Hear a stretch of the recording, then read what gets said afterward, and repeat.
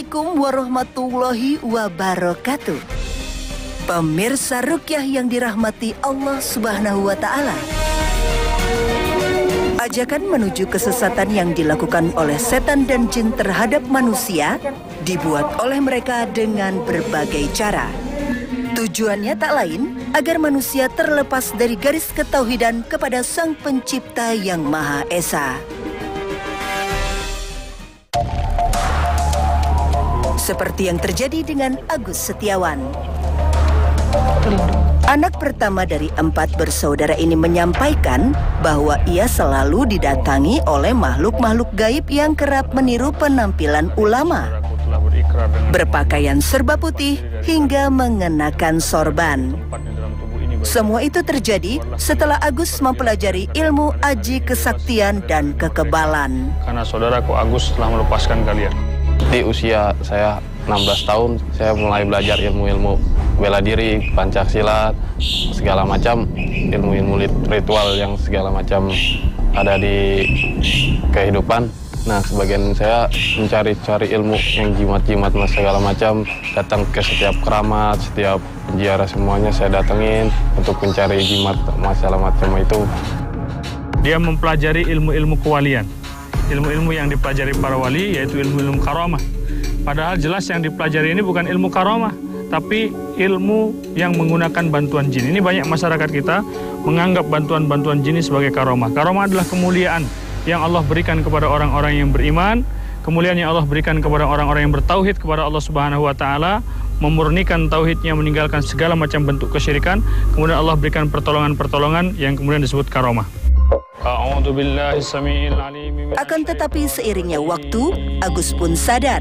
Ia pun bergegas melepaskan diri dari pengaruh setan dengan terapi Qur'ani. Ustadz Muhammad Zunaidi langsung bertindak. Tingkahnya berubah drastis. Sekarang dia bak harimau yang siap memangsa lawannya.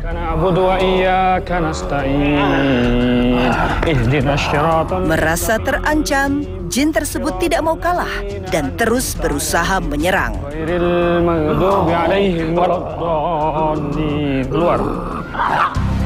Setelah jin selesai melampiaskan kekesalannya, dia pun meninggalkan raga Agus. Berbarengan dengan itu, Agus pun sadar. Setelah Agus merasa tenang, Ustadz kembali mengobatinya. Agus diminta untuk mengucap ikrar pemutus jin. Asyhadu an la ilaha illallah wa asyhadu anna Muhammadar Rasulullah. Ya masyarakat jin, kalian yang mengaku-ngaku sebagai jin ular, yang mengaku-ngaku bernama Sri Kemuning, keluarlah engkau, karena saudaraku Agus ini telah berlepas diri dari kalian.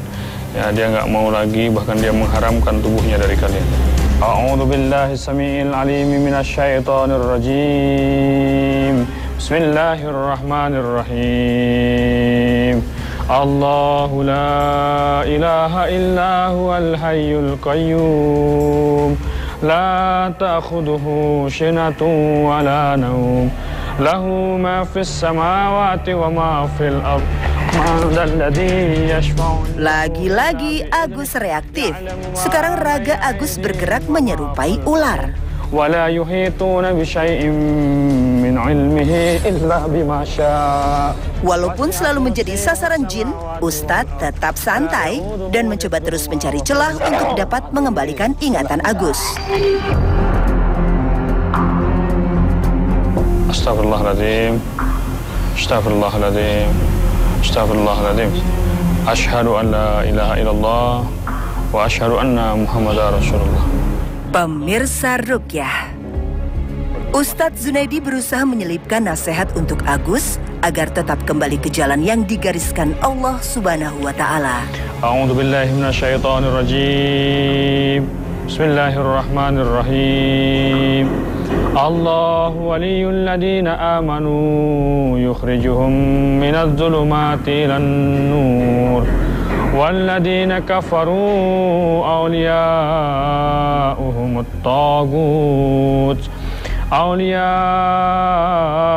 الطاغوت يخرجونهم من النور إلى الظلمات ulaika ashabun nar hum fiha khalidun. Dengar oleh kamu ya, Allah itu memuliakan kalian bangsa jin untuk beribadah, bukan untuk perbuatan kayak gini.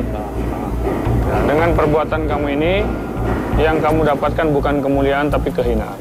Mungkin di dunia kamu merasa mulia karena banyak yang datang kepada kamu, banyak yang meminta kepada kamu, tetapi sesungguhnya di akhirat nanti kamu dapat kehinaan.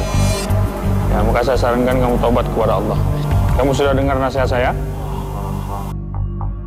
Menurut pengakuannya, Agus ini sering bertemu dengan arwahnya para wali, berguru langsung kepada para wali, mendapatkan ilmu langsung dari para wali.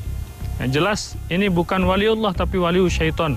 Dan ternyata benar, begitu kita bacakan ayat-ayat ruqyah, kita bacakan ayat-ayat Al-Quran, dia tidak sanggup bersembunyi di dalam tubuhnya Agus, ya, kemudian dia reaktif berusaha untuk menyerang, beberapa kali untuk menyerang. Ada jin yang mengaku dirinya sebagai ular, mengaku sebagai naga, mengaku sebagai harimau, berusaha untuk menyerang saya.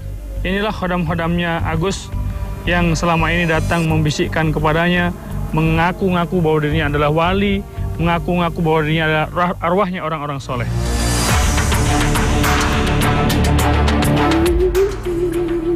A'udzu billahi minasyaitonir rajim. Tidak sama dengan reaksi sebelumnya, kini Agus seperti merasakan kesedihan berujung tangisan yang berlebihan. Biyadihil mulku wa huwa ala kulli syai'in qadir. Alladzi khalaqal mauta wal hayata liyabluwakum ayyukum ahsanu amala wa huwal azizul ghafur. Alladzi khalaqa sab'a samawatin tibaqa ma tara fi khalqir rahmani min tafawut farji'il basara hal tara min futur. Ini bisa dibedain nggak sih Pak Ustadz, ini sebetulnya tangisan Mas Agus yang menyesali akan kesalahan-kesalahan dia yang dahulu, atau memang jinnya sudah menyadari nih, mendengar seluruh nasihat-nasihat dari Ustadz, akhirnya dia meresapi itu dan menyadari bahwa ini semua juga kesalahan dia. Jadi kalau saya lihat ini tangisannya Agus. Jadi Agus ini sering melakukan perbuatan-perbuatan yang dosa ya, yang dia nggak inginkan, marah sama ibunya. Padahal dia nggak inginkan, dan setelah dia melakukan itu, saya yakin dia menyesal. Nah, tapi hal-hal seperti itu nggak bisa dia tahan gitu ya, karena ada driver lain, ada supir lain dalam tubuhnya. Maka ketika syaitan-syaitan itu pergi, penyesalan itu sebagai bentuk rahmat dari Allah Subhanahu Wa Taala, dan Allah berikan tambahan iman dalam kalbunya. Karena orang-orang beriman itu iza tuliyat alaihim ayatihi jadatsum imana. Ketika dibacakan ayat-ayat Allah, bertambahlah keimanan. Mudah-mudahan isyarat Allah berikan tambahan iman kepada saudara kita. Ya. Lelaki yang menetap di Pondok Aren, Tangerang Selatan ini masih dirundung penyesalan. Coba sekarang saya disaksikan teman-teman yang lain. Ustadz lalu meminta Umiati, perempuan yang telah melahirkan Agus dengan penuh perjuangan ini, untuk lebih mendekat kepada anaknya.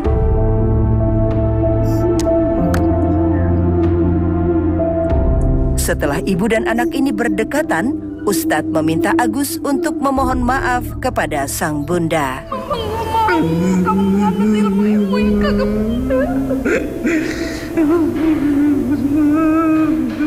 Dan selama ini, jin-jin yang merasuk dalam tubuhnya Agus ini mendorong dia untuk melakukan perbuatan-perbuatan tercela. Salah satunya Agus ini bahkan menurut ibunya pernah membentak-bentak ibunya. Nauzubillah. Ya, tapi kita lihat, ketika gangguan-gangguan jin ini keluar dari tubuhnya, fitrahnya kembali, kesucian jiwanya kembali, ada rasa satu penyesalan yang begitu hebat mengisi hatinya, dan itu mendorong Agus untuk mendatangi ibunya, meminta maaf kepada ibunya dengan tangisan yang saya lihat begitu tulus dia minta maaf. Alhamdulillah, ini tanda bahwa Allah Subhanahu Wa Taala meridhoi proses ruqyah syariah yang kita lakukan kepada saudara Agus, dan mudah-mudahan ini merupakan satu isyarat bahwa Allah Subhanahu Wa Taala mengampuni Agus. Karena ibunya Agus kemudian mengatakan, ya Allah, aku ikhlas, aku ridho, aku maafkan ya Allah. Dan jadikanlah ini sebagai sebab keridhoanmu, jadikan ini sebab ampunanmu untuk anakku Agus. Alhamdulillah, ini satu karunia yang Allah berikan kepada Agus di saat dia bertaubat kepada Allah Subhanahu Wa Taala, di saat yang bersamaan dia mendapatkan doa yang luar biasa dari ibunya. Ya, semoga ini jadi keberkahan bagi Agus dan keluarganya. Bismillahirrahmanirrahim, pemirsa Ruqyah yang dirahmati Allah Subhanahu wa taala. Kali ini kita datang ke rumahnya Mas Agus untuk mengambil beberapa benda-benda yang pernah dipakai oleh Mas Agus untuk mengundang atau menempatkan khodam-khodam yang dimilikinya. Ya, kita akan musnahkan. Beliau juga setuju dengan pemusnahan tersebut dengan sukarela. Ya, kita akan coba dan kita lihat reaksinya nanti ketika benda-benda tersebut dimusnahkan seperti apa. Karena tadi di Ruqyah di masjid beliau sudah merasakan ringan, begitu pulang sampai di sini perutnya mulas lagi. Ditemani Agus, Ustadz mulai menyisir ruangan demi ruangan. Langkah Agus terhenti di depan sebuah lemari plastik. Ini punya Agus sendiri ya. Seperti yang terlihat, Agus memang mempunyai kebiasaan yang aneh, yakni menyukai hal berbau mistis. Ia kerap membeli barang-barang yang berhubungan dengan dunia supranatural sampai rela merogoh kocek lebih dalam. Berikutnya, kami menuju kamar Agus. Ternyata sebuah lukisan harimau menempel di salah satu sisi dinding kamarnya. Ketika Ustadz sedang menghilangkan energi-energi buruk dari lukisan itu, Agus mendadak mual.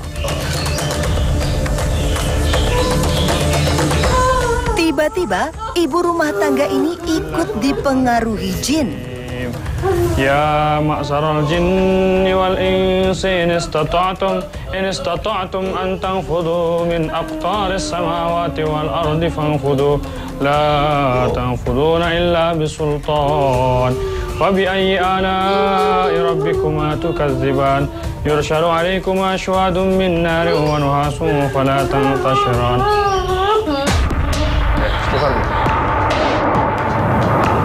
Pemirsa Ruqyah, semua benda-benda yang dikeramatkan Agus dikumpulkan menjadi satu. Lalu Ustadz memutuskan untuk memusnahkan benda-benda tersebut.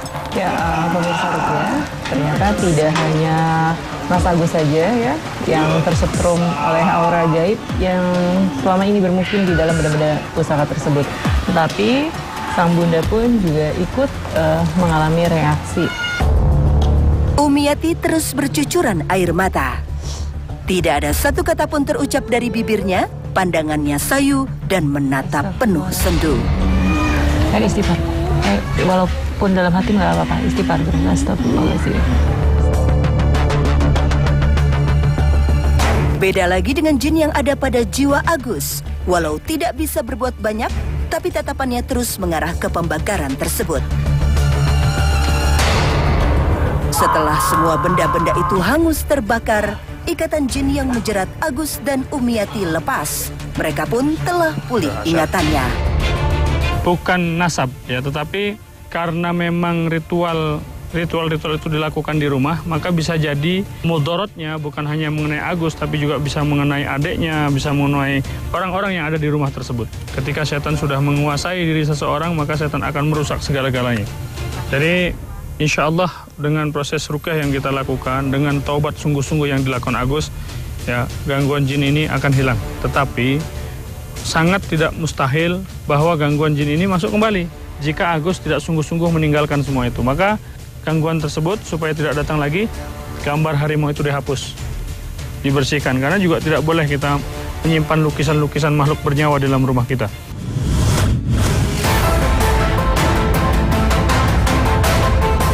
Pemirsa Ruqyah, kisah gangguan gaib yang akan kami sajikan berikutnya ialah kejadian nyata yang dialami Suhandoko. Pria kelahiran tahun 1982 ini telah yakin dan mantap untuk berhijrah, melepaskan semua kemampuannya di bidang supranatural. Waktu itu sangat menyesalkan karena saya telah belajar berbagai macam ilmu kanuragan, termasuk ilmu pelet, gendam, dan segala macam lainnya. Sehingga saya boleh dibilang sempat menjadi paranormal. Pasien kita kali ini adalah Mas Handoko, seorang pemuda yang menghabiskan waktunya untuk mendalami ilmu-ilmu kebatinan. Dia memiliki 7 orang guru, yang ke-7-7-nya dia ambil ilmunya. Semangatnya untuk mempelajari ilmu-ilmu metafisika ini sangat tinggi, sehingga benar-benar khodam-khodam jin itu mapan di dalam tubuhnya. Ia pun mendatangi Ustadz Muhammad Zunaidi meminta untuk diterapi Qur'ani. Ya, aminkan doanya. A'udzubillahi minasyaitonirrajim. Bismillahirrahmanirrahim. Ya Allah ya Rahman. Sebelum terapi ruqyah dimulai, Ustadz Zunaidi lebih dulu mendiagnosanya. Dalam tubuh saudari kami ini. Alhasil efek sampingnya ke keluarga. Anak saya jadi indigo. Yang tadinya saya sayang ke keluarga, emosi sangat meluap-luap, mudah sangat amarah. Tidak hanya kepada istri, tidak hanya kepada anak, kepada orang tua juga. A'udzu billahi samiil alim minasyaitonir rajim. Bismillahirrahmanirrahim. Baru saja Ustadz mengumandangkan ayat-ayat ruqyah, ayah dua anak ini sudah dalam pengaruh jin. Nah, ternyata selain dari unsur-unsur gangguan jin yang sengaja dipelajarinya dari 7 guru yang dimilikinya, dia juga ada unsur nasab karena kakeknya Mas Handoko ini juga adalah seorang dukun. Dan wallahu alam benar atau tidaknya ada jin-jin yang mengaku saya ini kakeknya. Jelas itu bukan kakeknya, tapi jin yang pernah dipakai oleh kakeknya itu sangat mungkin. Bismillahirrahmanirrahim. Ya ma'saral jinni wal insi in istata'tum an tanfudhu min aqtaris samawati wal ardi fanfudhu la tanfudhuna illa bisultan fabi ayyi ala'i rabbikuma tukadziban yursalu alaykuma syuadun min nari wa nuhasun fala tantashiran fabi ayyi ala'i rabbikuma tukadziban. Sudah saya yang keluar? Ya Ustadz Junaidi, tadi kan Mas Handoko itu begitu aktif ya, tapi kok tiba-tiba ada kalanya dia bisa kembali kesadarannya dengan mudah sekali. Cepat ya? Ya, jadi kita perlu tahu bahwa Mas Handoko ini memang hampir setengah tahun ini beliau sudah menyatakan hijrah, dan beliau sebenarnya sebelumnya memang mempelajari ilmu-ilmu kebatinan, ilmu-ilmu kejawen, bahkan Sunda Wiwitan. Ya, tetapi kemudian setelah beliau mengetahui bahwa itu adalah batil, beliau bersungguh-sungguh meninggalkan itu, dan sampai hari ini beliau rajin ikut kajian yang kita adakan di sini. Maka itu memudahkan proses keluarnya jin-jin tersebut. Lalu fungsi tadi Ustadz mengusap ini, itu untuk apa? Ya, karena kita lihat cengkeramannya itu menunjukkan bahwa kekuatannya ngumpul di situ ya. Jadi kita tahu, dan Rasulullah menyampaikan inna syaiton yajri min ibnu adam majra dam. Setan itu berjalan dalam tubuh manusia lewat peredaran darah. A'udzu billahi samiil alim minasyaitonir rajim. Bismillahirrahmanirrahim. Allahu la ilaha illa huwal hayy. Lagi-lagi, jin itu tidak tahan mendengar ayat-ayat suci Al-Quran. Lepas dengan jin Allah.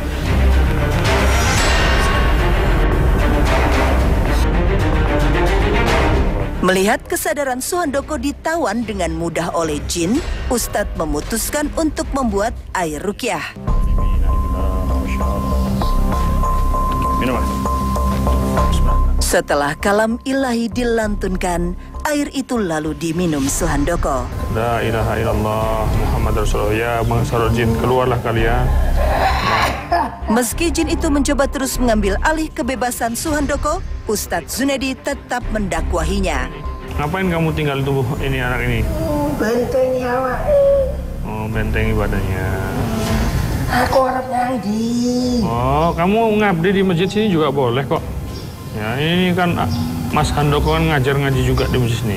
Tapi kamu nggak boleh di dalam tubuhnya. Kamu tinggal di masjid ini juga banyak saudara-saudara kamu dari bangsa jin. Ya, bikin dakwah di sini. Dakwah kepada bangsa jin. Jin dakwahnya kepada jin, manusia dakwahnya kepada manusia. Kalau Handoko ini hijrah di jalan Allah, pengen memilih menempuh jalan Allah, kamu juga keluar tempuh jalan Allah. Jalan yang hak, jalan yang benar. Oke? Sebenarnya Mas Handoko ini sudah cukup bagus. Selain dia bertobat kepada Allah, selain dia meninggalkan semua ilmu-ilmu perdukunan yang pernah dipelajarinya, meninggalkan praktek-praktek perdukunannya, dia juga kemudian memutuskan untuk aktif kegiatan-kegiatan keagamaan. Dia ngajar ngaji di Taman Quran Terpadu Al-Abadiyah yang ada di wilayah Tegal Alur. Hal itu karena besar harapan dia untuk diampuni oleh Allah Subhanahu wa taala, besar harapan dia untuk bisa menggantikan keburukan-keburukan masa lalunya itu dengan kebaikan. Tetapi ternyata itu tidak cukup untuk membuat jin-jin di dalam tubuhnya itu keluar.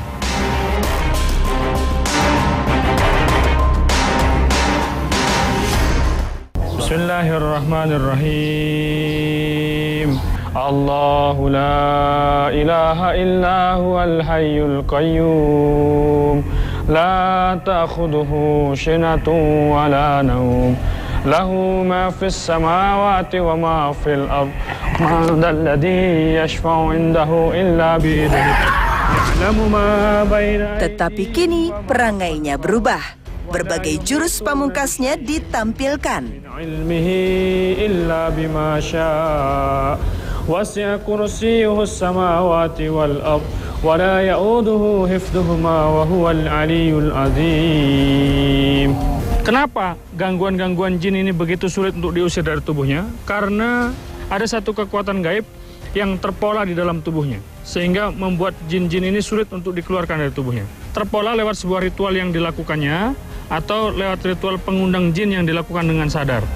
Bisa juga terpola melalui benda-benda pusaka yang sengaja diritualkan agar powernya lebih kuat, atau juga bisa terpola lewat pewarisan yang dilakukan oleh leluhurnya kepada anak cucunya. Bismillahirrahmanirrahim. Allahu waliyul ladina amanu yukhrijuhum minaz zulumati ilan nur walladina kafaru awliya'uhumut tagut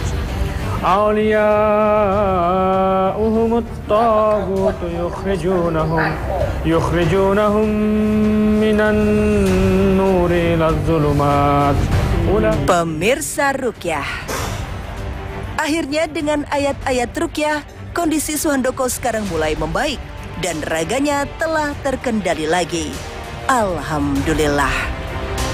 Ada satu jenis jin yang mengaku terwariskan dari leluhur. Kita nggak tahu hakikatnya, tapi kita bimbing dia untuk melakukan satu perusak pola, yaitu membaca ikrar pemutus dari jin-jin nasab yang berasal dari leluhur.